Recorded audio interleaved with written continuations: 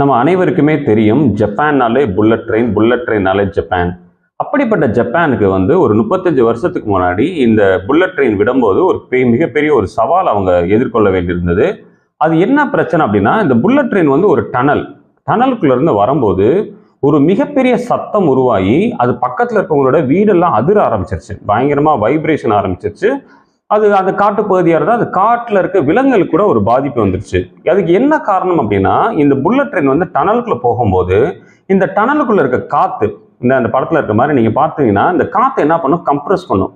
பயங்கரமா அந்த காத்தெல்லாம் கம்ப்ரஸ் பண்ணி, அப்படியே அந்த சைடு வெளியில வரும்போது, பூம் அப்படின்னு சொல்லிட்டு ஒரு பெரிய சவுண்டா, லவுடா நல்லா சத்தமா வந்துரும். அது பேர் தான் சானிக் பூம்னு சொல்லுவாங்க.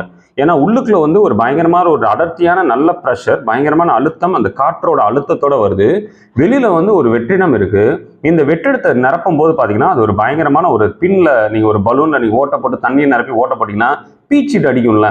அது மாதிரி என்ன பண்ணுது, இந்த சவுண்ட் என்ன பண்ணுது, இந்த ப்ரெஷர் ஏரை என்ன பண்ணுது, நல்லா பயங்கரமா ப்ரெஷரை ஸ்குவீஸ் பண்ணி வெளியில வரும்போது இந்த சானிக் பூம் பூம்னு அப்படி வந்த உடனே இது கிட்டத்தட்ட 1/2 கிலோமீட்டர் வரைக்கும் பயங்கரமான அதிர்வலைகளை ஸ்ப்ரெட் பண்ணி அதுல வீடுகளுக்கு மக்களுக்கெல்லாம் பயங்கரமான பாதிப்பை உண்டாக்குச்சு. இது எப்படி சால்வ் பண்றதுன்னு சொல்லிட்டு அந்த டயத்துல ஒரு விஞ்ஞானி, ஒரு இன்ஜினியர் இருந்தாரு. அவர் பேர் தான் ஐஜி நகாட்சு. இந்த விஞ்ஞானிக்கு, இந்த இன்ஜினியருக்கு ஒரு மிகப்பெரிய ஒரு ஆர்வம் இருந்தது. இவர் பறவைகளை பார்ப்பாரு. பறவைகளை ரொம்ப கேர்ஃபுல்லா வாட்ச் பண்ணுவாரு. பேர்ட் வாட்சிங் சொல்லுவாங்க. அப்படி பறவைகள்ல இருந்து சில விஷயங்களை கத்துக்கிட்டாரு. முதல்ல அவர் பாத்தீங்கன்னா இந்த அந்த புல்லட் ட்ரெயினுக்கு ஏற்ற அந்த பவர் பேண்டோகிராஃப்னு சொல்லுவாங்க. இந்த பேண்டோகிராஃப் பவருக்கு இந்த ஷேப்பை எதுல இருந்து கண்டுபிடிச்சாருன்னு பாத்தீங்கன்னா, இந்த ஆந்தியோட ரெக்கையோட ஷேப்பு. இந்த ஆந்தியோட ரெக்கையோட ஷேப்ல இருந்து இவர் இதை கண்டுபிடிச்சிட்டாரு.